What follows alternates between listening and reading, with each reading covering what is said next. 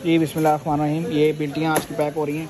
Time हो रहा है 3:30 तकरीबन होने वाले हैं। बिल्टियाँ स्टार्ट हो गई हैं शाम तक इंशाल्लाह। डीओबी कैपेसिटर वाली पड़ी है। दिखाने का मकसद ये है कैपेसिटर आपको लगाना पड़ेगा, अलग से मिल जाएगा। A+ क्वालिटी 18 वाट मिल जाएगा। 12 वाट जैसे कि आज ही वीडियो लगाई थी और अल्हम्दुलिल्लाह आज ही हमारा सेल शुरू हो गई है और हमने 10-12 हज़ार बेच दिया 3 से 4 घंटे में। साबर भाई सब जानते हैं, बिल्टी वाले हमारे भाई, ठीक है। माल पैक कर रहे हैं। अभी काफ़ी माल तैयार होना है, बस माल अभी गिन के रखा है। ये है, उसके बाद ये कार्टन बने हैं, 2 कार्टन, ये कार्टन है, एक बोर्ड डिफ्यूज़र गिन के रखा है, ये डिफ्यूज़र गिन के रखा है, ठीक है। इसके अंदर बड़ी डाल के रखी है और उसके बाद ये 2 कार्टन रखे हैं। तो ये काफ़ी माल अभी पैक हो रहा है।